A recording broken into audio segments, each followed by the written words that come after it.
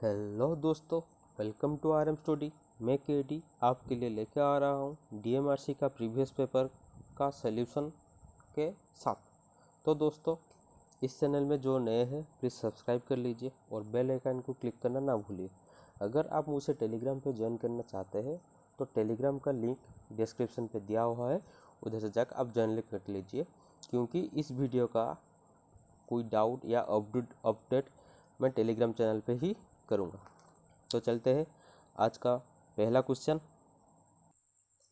In a PN type material when impurity is added to a trivalent element a deficit electron is produce, that deficit electron is termed as. तो दोस्तों, आपको पता होगा, अगर हम semiconductor की बात करते हैं तो वो दो तरह का होता है, एक है प्योर और एक है इम्प्योर।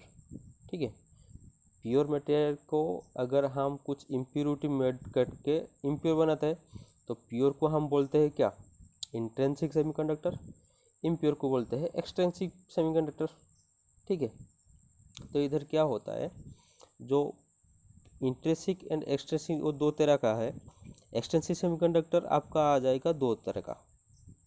एक्सट्रिंसिक सेमीकंडक्टर आपका आएगा टू टाइप, एक आएगा पी टाइप और एक आएगा एन टाइप। ठीक है, तो पी टाइप में क्या होता है, पी टाइप में पी टाइप में आपका ट्राइवेलेंट इम्प्योरिटी मिलता है, एन टाइप पे आपका पेंटावेलेंट इम्प्योरिटी मिलता है। ठीक है, एन टाइप का आपका पेंटावेलेंट इम्प्योरिटी मिलता है। तो आपको इस हिसाब से अगर ये बोल रहा है कि एडेड ट्राइवेलेंट इम्प्योरिटी, उसका मतलब वो पी टाइप मटेरियल होगा। तो पी टाइप के सबसे ज़्यादा क्या होता है, उसका होल होता है। तो आपका आंसर इधर आ जाएगा होल, ये वाला होल ही आपका सही आंसर आएगा। ठीक है, तो चलते हैं दूसरे क्वेश्चन पर। हाँ, इसमें और एक याद करने वाली बात क्या है, जो पी टाइप में आपका क्या मिलता है, ट्राइवेलेंट इम्प्योरिटी मिलता है। ठीक है, तो ट्राइवेलेंट इम्प्योरिटी आपका क्या है, शॉर्टकट में है गीबा। गीबा मतलब GIBA। ठीक है, GIB और A। G for gallium, I for indium, B for boron, A for aluminium. ठीक है, ये आपका गीबा का फुल फॉर्म हो गया, जो कि पी टाइप में मिलता है। और आपका आ जाएगा एन टाइप। एन टाइप में क्या आएगा, क्या आएगा, AAP। आपका फुल फॉर्म क्या है, ए फॉर आ जाएगा आर्सेनिक, ए फॉर आ जाएगा एंटीमनी, पी फॉर आ जाएगा फास्फोरस। तो ये बात थोड़ा याद कर लेना। ठीक है, चलते हैं दूसरे क्वेश्चन पर। The potential difference that cause the breakdown of a insulation is called. तो ये क्या है, आपको वो भी वाला ये इलेक्ट्रॉनिक्स का चैप्टर का आया हुआ है। आपको पता है एक पीएन जंक्शन डायोड ऐसा है, ये वाला पी है, ये वाला एन है। ठीक है, तो ये क्या होता है, इसमें ये वाला जो है, ये वाला बैरियर बोलते हैं हम इसको, क्या, बैरियर। बैरियर मतलब पी और एन टाइप को जो सेपरेशन करता है बैरियर। ये बोल रहा है ई वाला जंक्शन को जो ब्रेक डाउन करता है वो कैसा होता है। आपको जो एग्जाम्पल पे दिया हुआ है, मतलब आंसर पे दिया हुआ है break down voltage. Break down voltage क्या है, ब्रेक डाउन वोल्टेज ये है जो मैक्सिमम से मैक्सिमम कितना वोल्टेज चाहिए आपको उन दोनों का जंक्शन को ब्रेक करने के लिए। ठीक है, ये वाला जो आपका जंक्शन है, इस जंक्शन को ब्रेक करने के लिए मैक्सिमम से मैक्सिमम जितना वोल्टेज आता है उसको बोलते हैं हम ब्रेक डाउन वोल्टेज। ठीक है, चलते हैं अगले क्वेश्चन पर। The DC sound generator is also known as. ठीक है, डीसी साउंड जनरेटर को ऑल्सो क्या बोलते हैं, कांस्टेंट वोल्टेज जनरेटर। क्योंकि आप डीसी जनरेटर का अगर फिगर पता होगा, कुछ इस तरह का है। ये वाला फील्ड वाइंडिंग रह जाएगा, इसके बाद ये वाला आ जाएगा आपका आर्मेचर। ठीक है, ऐसे ये वाला आ जाएगा आपका टर्मिनल वोल्टेज। ठीक है, जहाँ पर सप्लाई मिलता है वो अब देखिए एकदम से पैरेलल है आर्मेचर के साथ, इसलिए कांस्टेंट वोल्टेज इसका रहता है। इसलिए डीसी शंट को हम कांस्टेंट वोल्टेज जनरेटर बोलते हैं। और एक तरह का आप याद कर सकते हैं, डीसी साउंड जनरेटर में आपका वेव वाइंडिंग यूज होता है। और ये जो है कांस्टेंट करंट जनरेटर, ये क्या है, इसको हम सीरीज में लेते हैं। SCRI सीरीज, ठीक है। तो सीरीज में लेते हैं क्यों? क्योंकि इसमें ज़्यादा से ज़्यादा हम लैप वाइंडिंग यूज करते हैं, इसलिए इसका करंट ज़्यादा है, इसलिए कांस्टेंट करंट जनरेटर इसको हम बोलते हैं, जो कि ओल्डिंग जनरेटर में हम इसको यूज करते हैं। चलते हैं आपका अगले क्वेश्चन पर। ये वाला जो क्वेश्चन है आपका इल्यूमिनेशन के चैप्टर से आया हुआ है। क्वेश्चन क्या है? The total quantity of light energy emitted per second from a body is measuring, ठीक है। तो इसको क्या बोलते हैं? लूमेन। ये वाला डेफिनेशन है, और आपको थोड़ा थोड़ा इसमें पॉइंट बता देता हूँ। और जो लूमेन है ना, ये वाला जो लूमेन है वो किसका यूनिट है? ये वाला जो यूनिट है ये है लुमिनेशन फ्लक्स का, लुमिनेशन फ्लक्स का, ठीक है। ये वाला जो यूनिट है लुमिनेशन फ्लक्स का। और ज़्यादा से ज़्यादा आपको याद करने से और एक पॉइंट बताता हूँ। जो पहला वाला पॉइंट दिया है आपको रिफ्लेक्शन फैक्टर। रिफ्लेक्शन फैक्टर क्या है? Luminous flux reflected by body divided by receive by a body, ठीक है। जो रिफ्लेक्शन फैक्टर है luminous flux reflected by body divide by received by a body. उसके बाद आएगा आपका रेडिएंट एफिशिएंसी, ठीक है। रेडिएंट एफिशिएंसी क्या है? उसका आपका यूनिट है वाट। इसका आपका यूनिट है वाट पर मीटर स्क्वायर पर स्टेरिडियन, ठीक है। ये वाला है आपका रेडिएंट एफिशिएंसी का यूनिट। और इसको हम क्या बोलते हैं? रेडियंट। क्या है? रेडियंट। इसको और हम बोलते हैं रेडियंट। ये वाला आपका याद रह जाएगा, ओमेगा वाट पर मीटर स्क्वायर पर स्टेरिडियन है इस रेडियंट एफिशिएंसी का यूनिट। और तो पता है ये वाला सबसे आसान है, साइमन किसका है? कंडक्टेंस का, ठीक है। और ज़्यादा से ज़्यादा जानने के लिए इल्यूमिनेशन 2-3 यूनिट आपको बता देता हूँ। इल्यूमिनेशन का यूनिट क्या है? लक्स। लुमिनियस एफिशिएंसी का यूनिट क्या है? लुमेन पर वाट। लुमिनियस फ्लक्स का यूनिट क्या है? लुमेन। इस तरह से आप याद कर लीजिए। चलते हैं आपके अगले क्वेश्चन पर। यहाँ पे समझना चाहिए क्वेश्चन में क्या दिया गया है। क्वेश्चन ज़्यादा बड़ा देगा एग्जाम पे, आपको समझना चाहिए क्या दिया है इस पे। When two or more resistors are connected in such a way that the second terminal of first resistance connected to the first terminal of the second resistance, this path of the electric current is called, ठीक है। Option आपको दिया गया है angular connection, parallel connection, series connection, perpendicular connection. तो ये क्या दिया हुआ है? पहले तो हम ये जो क्वेश्चन दिया गया है, पहले क्या बोला कि फर्स्ट रेजिस्टेंस का सेकंड टर्मिनल और सेकंड रेजिस्टेंस का फर्स्ट टर्मिनल को अगर मिला देते हैं तो ये किस तरह से कनेक्शन, ये आपको देख रहा है किस तरह से कनेक्शन दिया हुआ है। ये वाला है आपका सीरीज कनेक्शन। तो आपका आंसर इधर है सीरीज कनेक्शन। तो आ गया आपका आंसर। चलते हैं आपके अगले क्वेश्चन। यहाँ पे क्या क्वेश्चन दिया गया है? Identify one of the following type of resistor that are made by depositing hydrocarbon vapour on a ceramic capillary pipe. क्या दिया गया है? एक रेजिस्टर है जो कि हम तैयार करते हैं कैसे? हाइड्रोकार्बन को डिपोजिट करके, किसमें? एक कैपिलरी पाइप में, सिरामिक कैपिलरी पाइप में हाइड्रोकार्बन को डिपोजिट करके जो रजिस्टर तैयार किया जाता है उस रजिस्टर का नाम क्या है? वो है आपका फिल्म टाइप रजिस्टर, ठीक है। तो इसमें और एक है, ये जो है ये wire round register. Wire round register ज़्यादा से ज़्यादा आप कहाँ सुने होंगे? ये वाला वायर राउंड रजिस्टर उन टाइप रूटर में ये होता है। और वायर राउंड रजिस्टर आपका एक पैसिव डिवाइस है, ठीक है। वायर राउंड रजिस्टर कैसे फॉर्मेशन होता है? वायर राउंड रजिस्टर आपका निक्रोम में फॉर्मेशन है। किसमें? ये निक्रोम, ठीक है। यह आपका निक्रोम में फॉर्मेशन होता है। निक्रोम का कॉम्पोजिशन क्या है? निकेल और क्रोमियम, ठीक है। निक्रोम का कॉम्बिनेशन क्या है? जो एलॉय फॉर्म में निकेल और क्रोमियम कहाँ यूज होता है? एक्यूरेट रेजिस्टेंस वैल्यू जानने के लिए हम निक्रोम यूज करते हैं। चलते हैं आपके अगले क्वेश्चन। ये क्वेश्चन आपका वाइंडिंग से चैप्टर से आया हुआ है। क्या है question? A whole coil winding in which the number of coil group per phase is equal to the number of coil group in starter divided by the number of phase of which winding is connected is known as. क्या है इसमें? एक whole coil winding जिससे number of coil group per phase equal किसके साथ है, number of coil group in starter के साथ इक्वल है। डिवाइडेड किस में होता है, number of phase for which winding is connected. ठीक है, तो उसका आंसर क्या है, आपका इधर लिखा हुआ है, इसका आंसर है होल कॉइल वाइंडिंग। ठीक है, ऑप्शन में चलते हैं। ये वाला जो है बैलेंस वाइंडिंग, ये क्या है, कॉइल ग्रुप। ठीक है, कॉइल ग्रुप जो कि कंटेन करता है नंबर ऑफ कॉइल पर फेज पर पोल। याद कर लीजिए, कॉइल ग्रुप जो कि सेम नंबर ऑफ कॉइल पर फेज पर पोल कंटेन करता है उसको हम बोलते हैं बैलेंस वाइंडिंग। कॉन्सेंट्रिक वाइंडिंग क्या है, ये वाला जो आपका है कॉन्सेंट्रिक वाइंडिंग। कॉन्सेंट्रिक वाइंडिंग क्या है, कॉइल पर फेज पर पोल, कॉइल पर फेज पर पोल इक्वल टू आपका 1 होगा। ये वाला जो इक्वल टू अगर 1 होगा वो आएगा आपका कॉन्सेंट्रेटेड वाइंडिंग में। अगर कॉइल पर फेज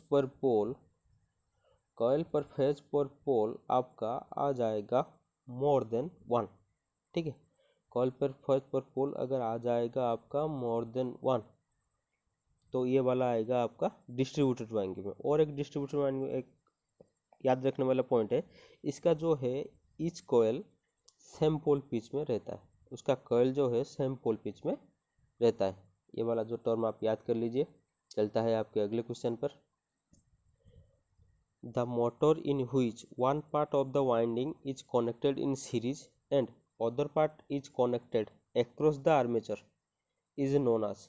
ठीक है, ये क्या बोला कि एक वाइंडिंग जो कि सीरीज में कनेक्शन होता है और एक पार्ट ऑफ वाइंडिंग जो कि आर्मेचर साथ एक्रॉस में कनेक्शन होता है, तो इस वाइंडिंग को हम क्या बोलते हैं, इसको हम कंपाउंड मोटर में बोलते हैं। कंपाउंड दो तरह का है, एक शॉर्ट शॉन्ट, एक लॉन्ग शॉन्ट।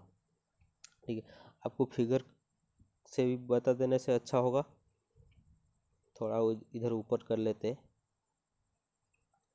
कंपाउंड मोटर पहले ये देखिए, ऐसे पहले आएगा, दो तरह का है ना, ये वाला सीरीज रहेगा, उसके बाद ये वाला रहेगा आपका आर्मेचर, इधर एक वाइंडिंग रहेगा, इसको हम शॉर्ट शंट बोलते हैं, short shunt compound motor.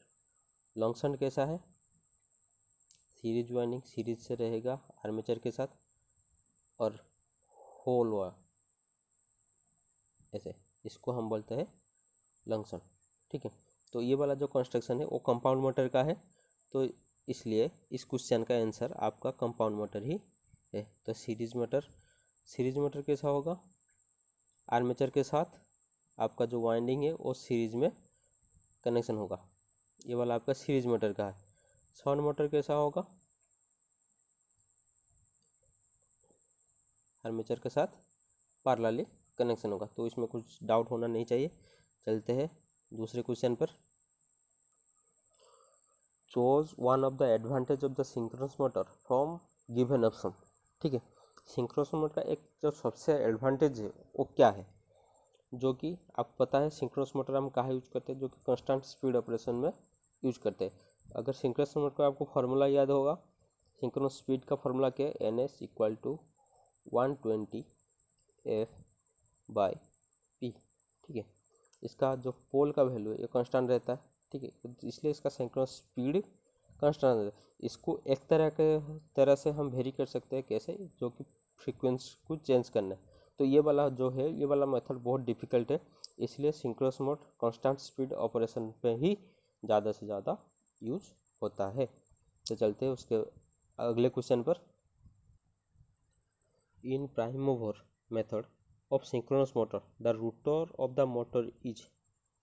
Prime mover method में सिंक्रोनस मोटर का रोटर किस तरह से होता है, तो आपको पता, ये वाला तो पता होगा, जो कि सिंक्रोनस मोटर है वो दो सप्लाई इक्वल करता है, एक स्टार्टर को सप्लाई दिया जाता है, एक रोटर को सप्लाई दिया जाता है। ये वाला पूछा है रोटर में क्या दिया जाता है, जो कि ये वाला क्वेश्चन आपको दिखा है, इधर दिया है mechanically couple small AC motor.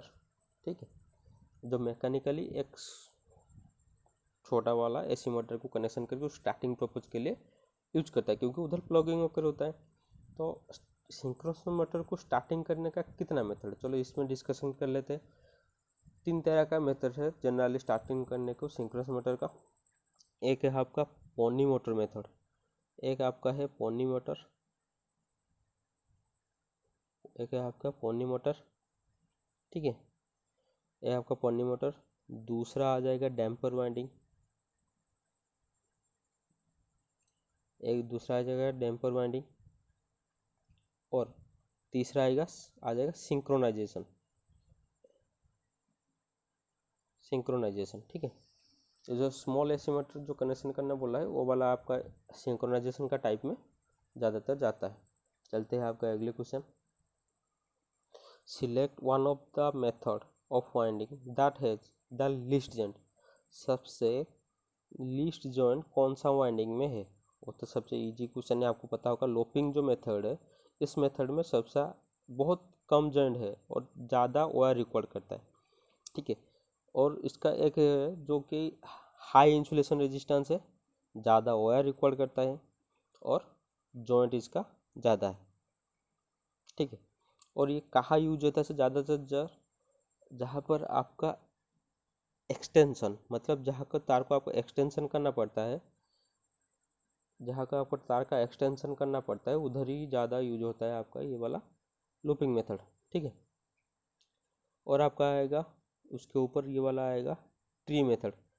Tree method का यूज होता है, ट्री मेथड यूज होता है हाई वोल्टेज ड्रॉप। इधर होता है पहली जो उसका पॉइंट है वोल्टेज ड्रॉप ज़्यादा हो, वो उसका डिसएडवांटेज में चला जाएगा। कहाँ यूज होता है? डेकोरेशन पर्पज में, ठीक है। ट्री जो मेथड है वो वाला यूज होता है ज़्यादा से ज़्यादा डेकोरेशन पर्पज में यूज होता है। ज़्यादा डेकोरेशन पर्पज सच आज जो मेला लगा हुआ है आपका, मेला में यूज हो सकता है। एग्जीबिशन है, एक कोई एग्जीबिशन है, उधर हम ट्री मेथड वायरिंग यूज करते हैं। उसके बाद आ जाएगा एक ऑप्शन ए दिया है आपका कॉन्ट्रैक्टर मेथड। कॉन्ट्रैक्टर मेथड क्या है? ये वाला जो है लूपिंग मेथड, ये लेस जॉइंट, ये वाला लेस जॉइंट, ये वाला आएगा मोर जॉइंट। जो सिमिलरिटी है बता रहा हूँ, ये वाला आएगा लेस जॉइंट, ये वाला आएगा, मतलब कॉन्ट्रैक्टर मेथड में जॉइंट ज़्यादा है और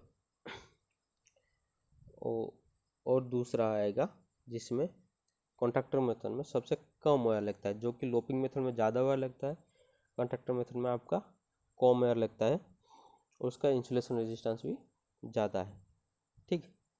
चलते हैं दूसरी पर, कोई डाउट ना हो इसलिए वायरिंग मेथड का जो फिगर है, जैसे कि contractor method, tree method, looping method, ये वाला फिगर मैं टेलीग्राम चैनल में डाल दूंगा, आप उधर से चेक कर लेना, ठीक है। चलते हैं ये वाले क्वेश्चन पे। The main of aim of soldering is to. Soldering का मेन एम क्या है? ऑप्शन पढ़ लेते हैं क्या है। Oxidise the joint is cause sparking, नहीं होगा ये वाला। Remove the joint of wire, ये वाला हो सकता है, और ये वाला जो बोला है आपको मेन एम में, ये वाला मेन एम नहीं है। इसको हम यूज करते हैं सोल्डरिंग आयरन को यूज करके जॉइंट रिमूव करते हैं, पर ये वाला नहीं हो सकता है मेन नेम उसका। दूसरा क्या है? Give temporary nature of the joint to the wire.